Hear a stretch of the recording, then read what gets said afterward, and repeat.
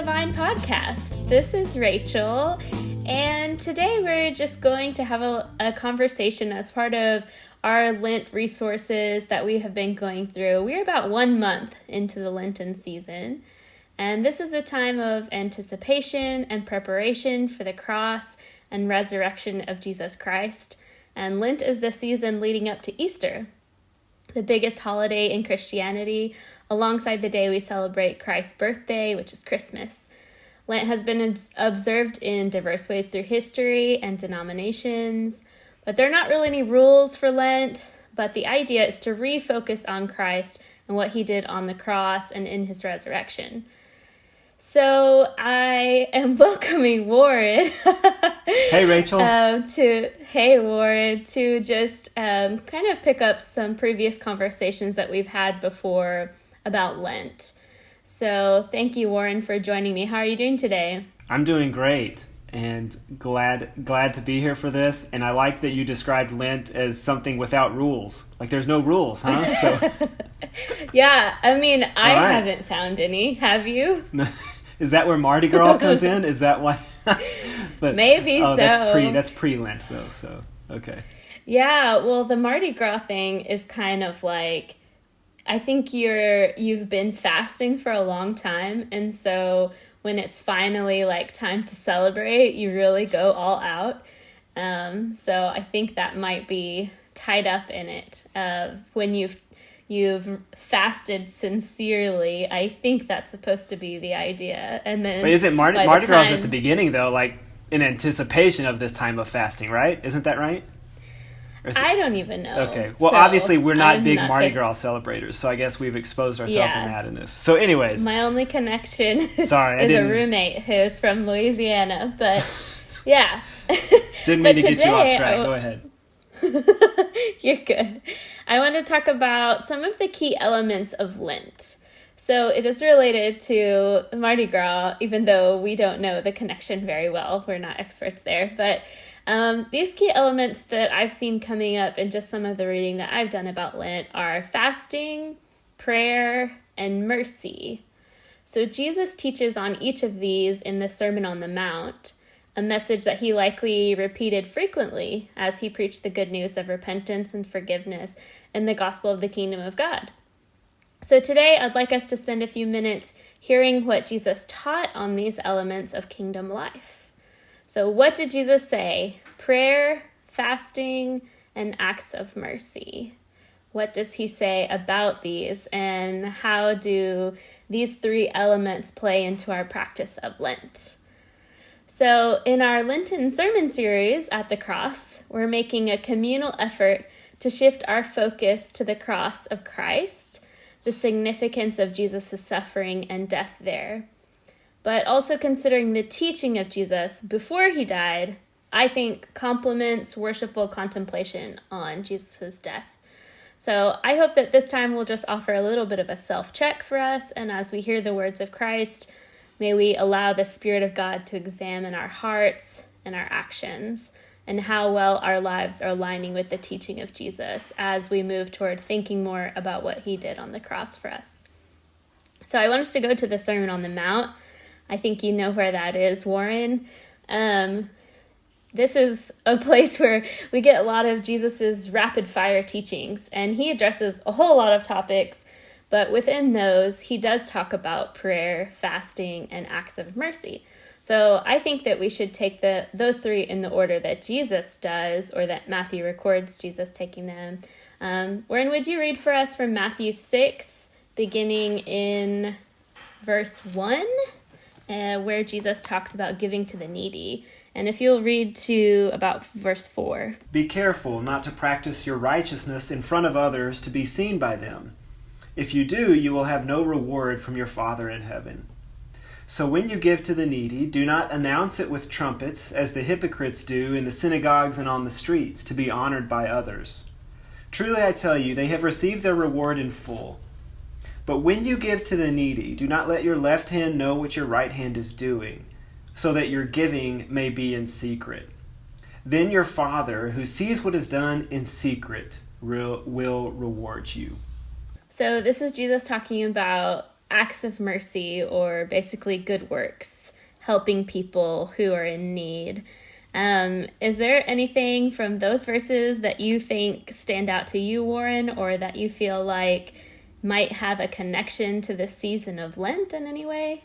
Well, so two things kind of first come to my mind with this. One is that, so I preached through the Sermon on the Mount, I don't know, a while back. All dates just run together now. But at some point I preached through it. And this is actually the only chapter that I did not preach because I was out of town this week, and Michael Fortson actually preached this week of the series for us. And so I had thoughts on this chapter that I didn't get to share in the sermon. But this golden particular opportunity. Yeah, no, here we go.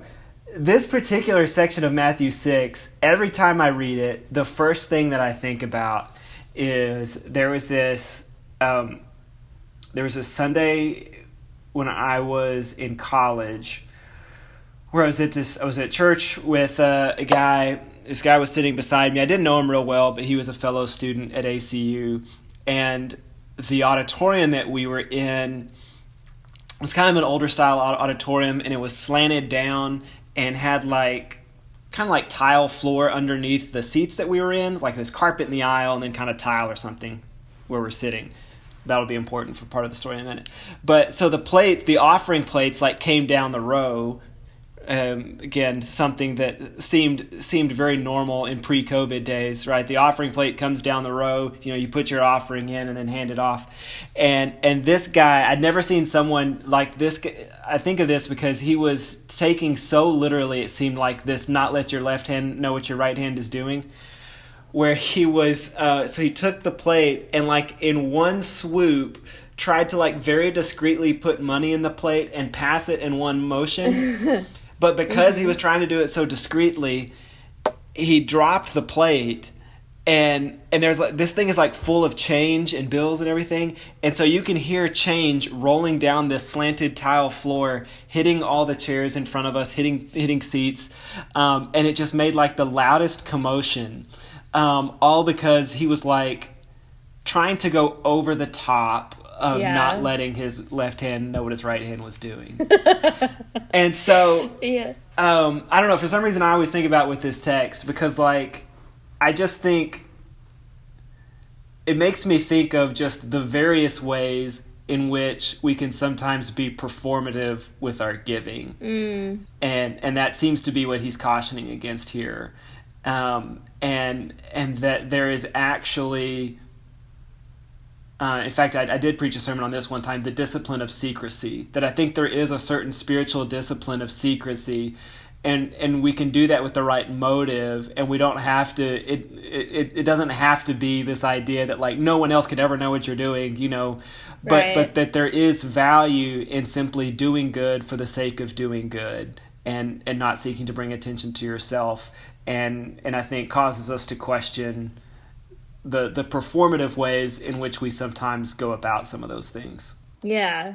So it doesn't mean that you have to hide it or remove any trail of your giving, or that absolutely no one can know what you did. But I think the idea is that you're desiring God to give the glory, and truly for that person who's in need to be blessed and uplifted, not for yourself to be seen and to receive the recognition. Yeah, that seems to be the question there, is who are you trying to receive honor from? Who are you? What's the purpose? Are you doing this to truly bless somebody else, or are you doing it so others will see what a great person you are? Are you doing it so it'll bring glory to God, or are you doing it to bring glory to yourself? And I think those are good questions for us to wrestle with, and I think it's it helps us to really check our motivations with a lot of those things. There's another aspect to that is actually more convicting to me than the one that we're talking about now, which, if you interpret Jesus saying, do not let your left hand know what your right hand is doing, that could also mean be so ready and generous and willing to give that you don't even have to think. You don't even need hand-eye coordination. It's not even both of your hands have to come together and agree to make this happen. As soon as someone is in need, bam, it's gone. It was right here in my hand and immediately it's gone. It didn't even take two hands. I didn't even have to transfer it. I'm ready to give. And that's actually more convicting to me, because whenever I know someone's in need or when people ask, I think about it, and I consider financially, am I able to do whatever it is they're asking, or whatever situational thing it is that they need? Is it convenient to me? Does it present a danger to me?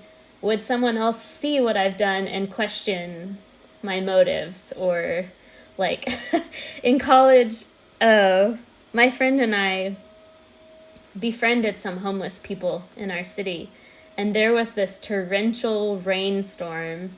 And so we drove in her truck to what was called Tent City, where there are people literally living in tarps and stuff under the bridge, and it was flooding. And we went and picked them up and brought them back to our apartment, and they slept there.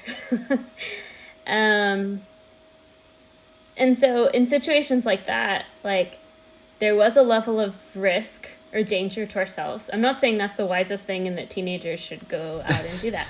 But, like, we were really, like, pursuing Jesus, and we had a relationship with these people, and we felt like this is the Jesus way in this situation, And I just think that part of what Jesus is saying is, like, don't dwell on the decision. Like, don't deliberate it so much that you miss an opportunity. Like, always be ready. Like, it doesn't even have to go through both hands. Just, like, let it go. Whatever you have in your hand, let it go immediately. And so I don't know if that's a correct interpretation of what Jesus is saying or not, but... Yeah, I've never read it that way, but even as you were saying that, I think I had kind of a similar thought, just as you were saying that part of that, not letting your left hand know what your right hand is doing, could be, I think this is similar to what you were saying, maybe, but that's where my mind first went was, we often do this, like, kind of, this inventory in our heads about cost, right? Or that, like, because like you were saying with the homeless people, like, sometimes I think our thought, or at least my thought is, like, well, if I get involved here, like, if I meet this need, what's it going to mean for down the road? Right. And so sometimes maybe part of that imagery of not letting your left hand know what your right hand is doing is that my right hand may know I've got this expense coming down the road. I've got this that I'm preparing for.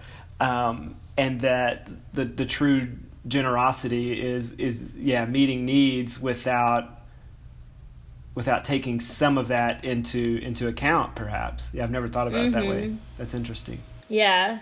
Like, it's almost like, don't let fear or logic get in the way of bold generosity, and be obedient. When you feel the Spirit moving and calling you to do something to help someone, just be obedient. Just do it. Like, don't waste all your time in debating if it's the right thing to do.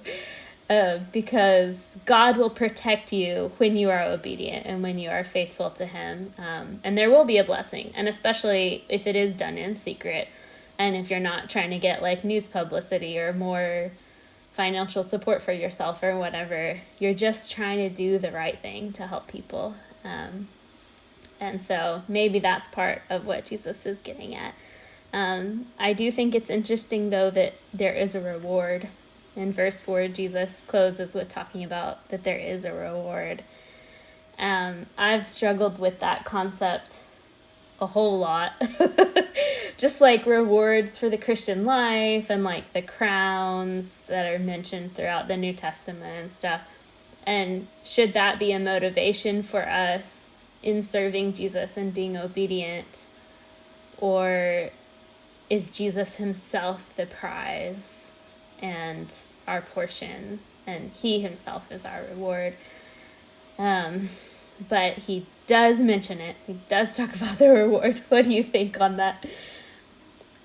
Yeah, I think it has a lot to do with what you're expecting that reward to be, like you said. Yeah, I think this is where we get into the problem of kind of the prosperity gospel approach, right? That if you're thinking, if I'm generous to others, then I'm going to be materially blessed here, and that's going to come back to me tenfold or whatever, then right. It becomes almost like a Christian investment strategy, right? For kind of how I'm going to go about attaining wealth here.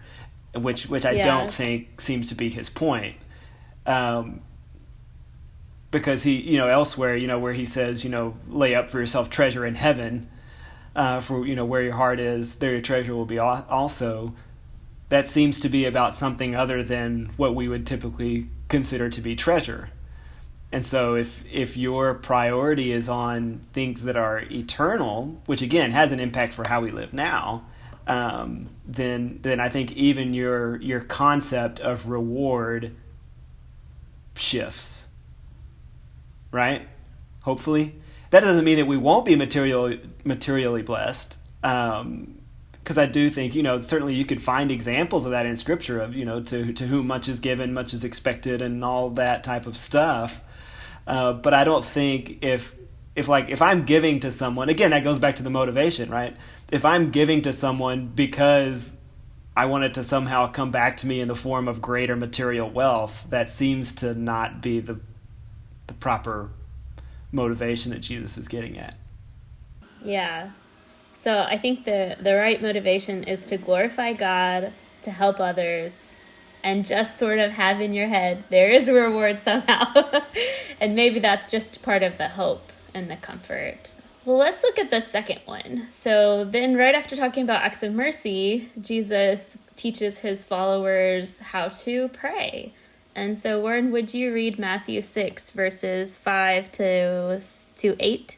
And when you pray, do not be like the hypocrites, for they love to pray standing in the synagogues and on the street corner to be seen by others. Truly I tell you, they have received their reward in full.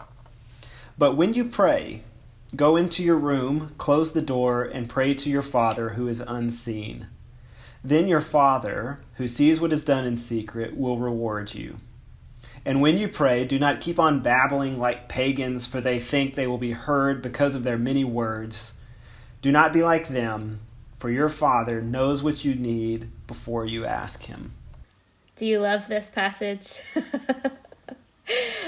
I do. I feel like this is very central to the Christian faith. And just to be really frankly honest, I don't live up to this as much as I wish I did. Maybe that's part of being a minister, is just you have more opportunities to pray publicly. But I think that it's that concept of secret again, of just having this one-on-one intimate relationship with Jesus where you are spending time with him, and it's for you and him, and maybe it's having impact for the kingdom, praying for others, but nobody else knows about what you're doing, and nobody else sees that. And I think that's really powerful and something that I am always striving to be better at and never quite reaching. Yeah, there's so much repetition throughout this chapter that I think Jesus and Matthew obviously want us to hear. There's this connection about hypocrisy, about secrecy, about the performative nature of all of these things. There's a performative nature that is there's the potential for a performative nature to giving, to prayer, and to fasting. And I think if there's a thread, like that's what Jesus seems to be calling us to guard against. And the other thing that I thought just in reading it just now is that I think these teachings on giving and prayer, I think, are in some ways equally difficult for us to apply for very different reasons, or equally difficult for us to live out. Because like every time I read this section, I just think it has to be one of the least practiced or understood passages of Jesus' teaching. And I think we typically go to something like loving our enemies or things like that for the things that Jesus says that we fail to put into practice the most. But man, how many times do we have this thought that, well, I don't have great words to say, so I can't pray, or I don't know what to pray, and I don't have great vocabulary for prayer, I don't have great spiritual language, all of these things. And like Jesus literally says not to pray that way. Like he is just directly saying, don't do that, that's what pagans do. And it's still because of the performative nature that I think we see in prayer, we see it almost completely the opposite. Well, that if I don't know how to pray well, then then that's going to keep me from doing it. Yeah, I feel like people have that worry when it's group prayer or like in class or something. But what about personally? Do you think that people struggle? I think we still feel it personally, because I think even in personal prayer, I think we still, we may phrase it differently or not phrase it at all because it's internal, but I think we still have that struggle of what would I pray? So in my personal time, what words do I use? And that's where, as I've said in many cases, that's where liturgical prayers have helped me. And because I think we still struggle with it just on that, even on an individual basis. I think you're right that we do hear it more with public prayer. But I think it's still a struggle for us sort of individually too. Yeah. So Jesus says that our prayers don't need to be long and they don't have to use big words. It doesn't have to be theologically deep or complicated.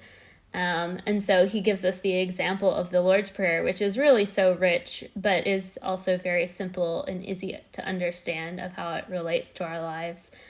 And in Kenya, I taught this in women's prison, and the way that it's translated in Swahili just is really funny. It's humorous when Jesus says, "Do not heap up empty phrases." The translation is "usi payuke payuke," and so payuke is like the piling on. And so in Swahili, when you like repeat something like that, it's like the ongoing process of doing something repeatedly. And so it comes out as like, don't keep on heaping up these piles of words on top of each other when nothing you're saying means anything. You just keep saying the same thing over and over again. So you get like all of that meaning out of this one word, basically. And we actually see that happen a lot in the churches in Kenya, where people go on these long prayers where they just keep saying the same things over and over again. And it is a public prayer. And, you can't know the heart of that person, but Jesus tells us, keep it simple, especially when it's something for others to hear, something that's supposed to edify other people. Make sure that you're seeking glory for God and not for yourself. But I feel like there's a comfort too. Like there's a conviction and like, make sure your heart is right. But there's also a comfort of, you don't have to be a scholar. You don't have to have walked with Jesus for 20 years. Like, just talk to him. Talk to him as your friend. And there's profit there. So I think that's an encouragement for anyone that might feel challenged in prayer of like, where do I begin or what do I say? Like, just talk to God as your Father. And you can use the Lord's Prayer as a basis or liturgical prayers. But basically, I think part of what Jesus is saying is don't be afraid. Like, start somewhere. Talk to him. He cares about you. Yeah, and I think, I think to that end, I think that's been one of the things that I've sort of been reminded of in this Lent season is just the ways that I think sometimes we think I'm not doing enough spiritually, and so I need to go from like 0 to 100 tomorrow. And I think we've talked about this. I feel like we talked about this in one of our conversations with Marcia even. And then we try to go to 100 and it doesn't work and we get frustrated and we stop. We think, well, like, see, I can't do it. I don't have the time for it, whatever. But that the better approach for me is to probably go from 0 to 1 and then from 1 to 2. And that, maybe a year later I look back and say, yeah, I kind of arrived at more of a place that I want to be. But maybe tomorrow it looks like me just taking that one tiny step forward.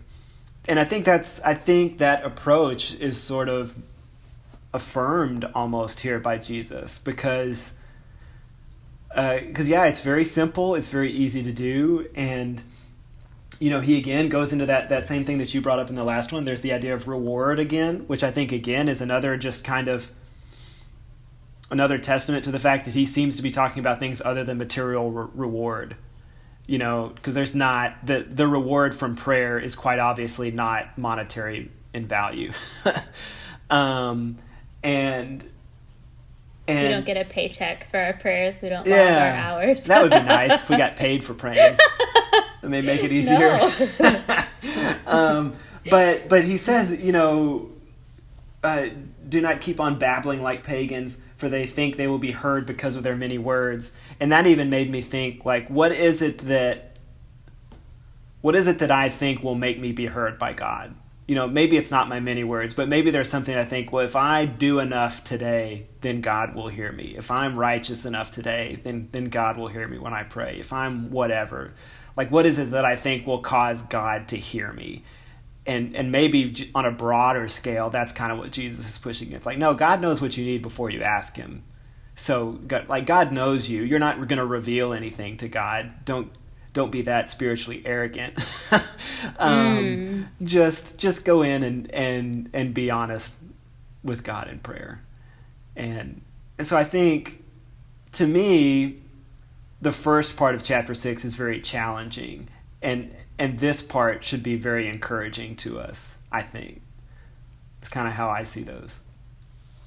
Yes, I definitely agree. There is a challenge, though, in verses 14 and 15. It says, "For if you forgive others their trespasses, your heavenly Father will also forgive you. But if you do not forgive others their trespasses, neither will your Father forgive your trespasses." I feel like that kind of goes against the way that I think about forgiveness, but these are literally the words of Jesus. That we have to forgive others and we receive forgiveness. Like, it's the same, the way that you judge others, you'll also be judged. Jesus says that too here. So I feel like the forgiveness and the acts of mercy and the prayer are all tied up together, so that when you are praying, maybe praying for your enemy or praying for someone who's wronged you, you can do the work of forgiveness right there in your prayer for that person, even if you never see them again. And in acts of mercy, you could even show kindness maybe to the person that has wronged you, or help that type of person or that group of people who you feel like has harmed you. And so I see these as all interrelated, and that's probably why Jesus kind of talks about them all back to back. Yeah, and I'd never, so this is just kind of an interesting thing about Lent, that again, as someone who doesn't have really a history or background of observing Lent, I really didn't know that these were kind of the three pillars of Lent. I think I had always just associated Lent with a period of, I guess, fasting, of giving something up for the sake of whatever. I don't know what I would have said in the past, but that I think that's really the only picture that I had of Lent, is that you're going for a period of time without something. And so it's this idea of sort of self-emptying in some way. Yeah. But I think when you look at them all three together, there is this idea of sacrifice and emptying, but almost maybe that, like, prayer could be, maybe prayer is sort of the refilling aspect of that. Maybe you could almost view it that way, that you kind of, as we talked about in other conversations, you have to be filling yourself up with something if you're going to be giving of yourself in other ways. And I'd never, it's interesting to think about those as kind of the three pillars of Lent, knowing that they're all contained right here together in Matthew 6. That's interesting. That was kind of the revelation I had, that I was like, oh, perfect. Like, it's a text that talks about all of these together. Was that in, like, do you know, is that, so this is, I'm going to show my ignorance about Lent. Is that intentional? Like, does that come from Matthew 6? I don't know. All right. I don't know. Well, there you go. We don't have all the answers. Maybe it's, we're learning right along everybody else. So that's what makes this fun, is that we're all growing spiritually together and learning these things together. The last part, so Matthew 6, starting in verse 16, Jesus says, "And when you fast, do not look gloomy like the hypocrites, for they disfigure their faces, that their fasting may be seen by others. Truly I say to you, they have received their reward. But when you fast, anoint your head and wash your face, that your fasting may not be seen by others, but by your Father who is in secret. And your Father who sees in secret will reward you." So again, you have the repetitive concepts that we've already talked about of secret and reward, and are you doing this for show, or are you doing this for the glory of God and for you to become more like Jesus? I kind of see it as like prayer and works of mercy are the foundation, and then fasting kind of builds off of that. You cannot fast apart from prayer. You can't. You will not. You will not succeed. It won't work. It won't accomplish what it's supposed to in you, and you'll just give up probably, or get frustrated or self-righteous. It will just have the wrong result. And so you have to be in prayer. You have to have a life of prayer. Upon that, you're able to practice fasting, and Jesus assumes it as a given. And when you fast, it's not just, if you think about maybe doing this, no, it's, and when you fast. What are your thoughts on that last section there? Yeah, when was actually the word that I was going to bring up, because that's a word we haven't talked about yet that is repeated in all three of these teachings. And I do think that's important, that Jesus seems to present all of these as though it's an assumption that we're doing these things. The question is, why are we doing them? And so I think maybe even like that alone is probably challenging for us. Because I know, like, in my sort of faith upbringing, the thing that I remember hearing was that, like, well, we're never commanded in the New Testament to fast, and so that's why we don't do it. And so one of the things, like, there are a couple of things that I kind of learned going forward then is, like, there are actually times, even when Paul talks about praying, that, like, in our English, in most modern English versions, it just says prayer. But if you look in the Greek, it says prayer and fasting. And so, like, some of that, it kind of becomes a self-fulfilling prophecy that we just kind of, a cultural understanding of things that we kind of lay over the text and then come to see it that way, which is interesting in and of itself. Yeah. But also, like, there are times when both, I mean, I can think of, I think Paul does this as well at one point about fasting, but Jesus, especially here, just kind of assumes that this is going to be a part of your life. Right. And I get that for his Jewish audience it was. There were just assumed periods of fasting. But it certainly seems like it's something that we could recognize the benefit of and probably don't engage on a consistent enough basis. Yeah. Yeah, it also speaks to me that we shouldn't seek for other people to be impressed with the fact that we are fasting, because impressing others is not the goal, but no one should really be impressed because Jesus considered fasting a given. Like, this is part of your life. That's true. You know, this is part of the natural rhythms of grace. So within Christianity, there's seasons of fasting and seasons of feasting. And every Sunday in Lent is actually supposed to be a feast day. Every Sunday in Lent is supposed to be like a mini Easter. So it's a glimpse, it's preparing for the Easter that's coming, the huge day of celebration that's on its way. And during the week, we're preparing ourselves for fasting. But when we come together, it's a time of celebration and feasting. So if you fast, we're not really supposed to be impressed with each other, but, like, I hope that it's useful and that it's helping you to grow to become more like Jesus, and that it will make the feasting even more meaningful. So if I'm fasting, I shouldn't just post about how hungry I am on Facebook. Maybe that's the modern version of this, right? When you fast, don't post how hungry you are on Facebook. Or like when people go on social media fast and then they post, hey, everybody, I'm going to be off of social media for 30 days for my fast or whatever. Like, okay, great. But I think the other part that sort of stood out to me in this one, and you mentioned it in the last one too, about how you mentioned that there's this humor in the way that it's translated so is that in Swahili? Is that what you were saying? Yeah. Okay, yeah. And so even in verse 16 where he says, when you fast, do not look somber as the hypocrites do, for they disfigure their faces.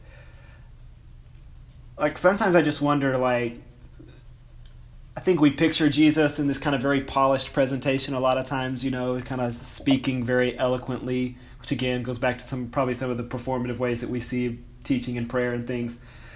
But I almost wonder if when he says things like that, do not look somber for they disfigure their faces, and when he uses the phrase like do not keep babbling or do not keep piling on empty phrases, whatever, I think he intends for some of that to be humorous. And like, he wants us to get kind of the comical nature of that. Like, hey, don't make your face be all gloomy. Like, if you're gonna fast, don't turn your face up and do all this stuff. I think he's just trying to be humorous, and I think it's where I think we see Jesus' sense of humor come into play if we sort of read it that way. And I appreciate that side of Jesus, because I think if you're looking for it, it's in a lot of his stories and teaching. Even within the Sermon on the Mount, like I think the plank in the eye story is supposed to be humorous. Yeah, that's right. And if we get too kind of stuffy with how we read Jesus, we can miss that aspect of what he's doing in some of his teaching. So Lent is a season of remembering and admitting our dependence on Jesus. It's a time to call us to turn our eyes back onto Jesus, to share in his suffering, to consider the suffering of those around us, and how we might play a role in relieving that suffering through acts of mercy, through praying for people, or through fasting, and reminding ourselves of the suffering of others who are without. As we have talked about recently on the podcast, Lent is a time of learning to see. So it's refocusing our eyes on Jesus, as we have done in the sermon series on the cross. And I just hope that it will help all of us to fix our eyes on Jesus, to take some self-reflection and see if we are living out his teachings in our lives, but also reflecting on the redemption of the cross and what it can mean for our day-to-day walk with him and our place in this world. Lauren, I'll let you share any closing thoughts, and then if you'll pray for us. Thank you for having this conversation today. I love the Sermon on the Mount. It's one of my favorite texts. I think it's one of those that never gets old, and we should just keep coming back to it time and time again. I agree. I also love the Sermon on the Mount. It's a good one. And thank you, Rachel, for leading this conversation for us today. I think the only thing that I would kind of close with is similar to a thought that I shared earlier, but I think it's important to remember, and I think I was reminded of it because I've been thinking about the reading plan that we sent out to kind of accompany Lent, which is the Dwell reading plan. And I think, once you get into it, it's like each day there are 3 readings, and there's a devotional thought, and there's a reflection. And it's like, I know that when you're doing that every day, like there are days when that seems like a lot.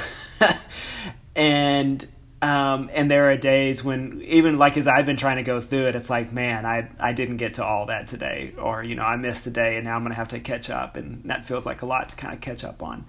And so I think the reminder here that Jesus has, at least for me, and I think for us, is that these don't have to be big, grand, out in the open things. In fact, sometimes the small things, the little things, can not only lead to some of those other things in your life, but can have a great impact in and of themselves. And so I would just say that as an encouragement for us at the end, that maybe if there are those of us who had grand plans about how we were going to participate in Lent, but it hasn't happened the way that we thought. For those of us who are always kind of in this state of, I want my prayer life to be more robust. Just a reminder to pursue the little things and to pursue them well, and to trust that God will be faithful to that. All right. Well, I'll close us in prayer. Thanks again, Rachel. Enjoyed it. Thank you. Our Father in heaven, help us to know that even in this particular time of prayer, we are not heard because of our many words or great vocabulary that we may or may not have, but that we are heard because you care for us, because you love us, because you invite us to this space of prayer, that you know our needs, and that you are our sustainer, our provider, and our protector. So God, help us to always be willing to come before you with humility, with transparency. Help us to never assume that it is because of our many words that we will be heard, and help us to take a very personal, very personal direction and pursuit, God, of how we connect to you, how we serve others, and how we go about reflecting your light and your love in the world. We pray all this in Jesus' name.